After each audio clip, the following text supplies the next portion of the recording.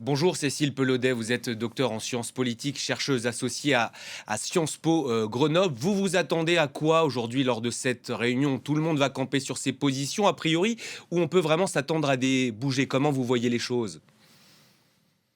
Bonjour, merci de m'avoir sur, le plateau.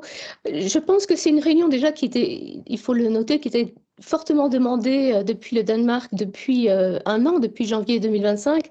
Donc il est très bien qu'elle prenne, enfin, place. La marge de négociation va être extrêmement faible puisque le président Trump, heu, mmh, propose un grand nombre de menaces pour obtenir, le territoire groenlandais. Donc, sur ce terrain-là, je pense qu'il a déjà, exprimé, toute sa détermination. Du côté danois et groenlandais, on va voir, ce qu'ils proposent. Ils ont déjà effectivement dit qu'ils ne souhaitaient pas être achetés par les États-Unis, ni dépendre des États-Unis, ni être gouvernés par les États-Unis.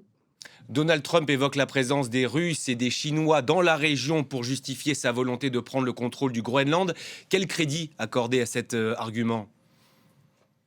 C'est largement, surestimé. Les menaces sont plutôt à chercher du côté, du détroit de Bering et de l'Alaska, où il y a eu un déploiement de forces chinoises, l'année dernière, et sur la route du Nord-Est où, la coopération entre la Russie, et la Chine, se développe. Pour l'instant, il n'y a pas de menace immédiate et significative qui justifie une annexion du Groenland, et les Danois se sont engagés l'année dernière, cette année, pardon, n'en déplaise à Donald Trump, à renforcer leur défense militaire de l'île du Groenland.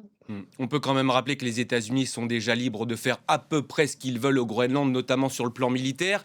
Dans ce dossier, ce qui compte pour Donald Trump, c'est d'être en capacité d'imposer sa volonté. Pour lui, c'est ça un grand pays, un pays puissant, c'est celui qui impose sa loi par la force.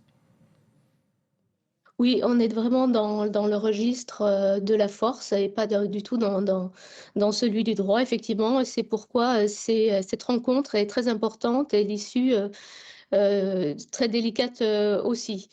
Hem, Toute cette séquence ne va-t-elle pas permettre finalement en fait de resserrer des liens économiques entre les États-Unis et le Groenland, cette fameuse pression à distance exercée par Donald Trump?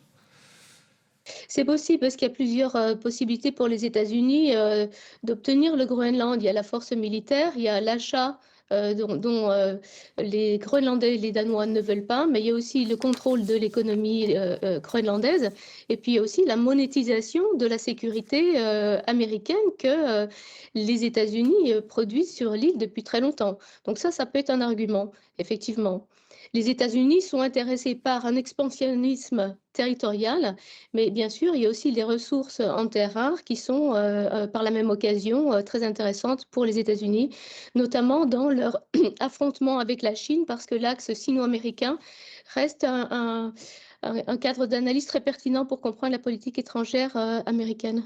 Merci beaucoup Cécile Pellaudet d'avoir accepté aujourd'hui l'invitation de France 24. Merci à vous.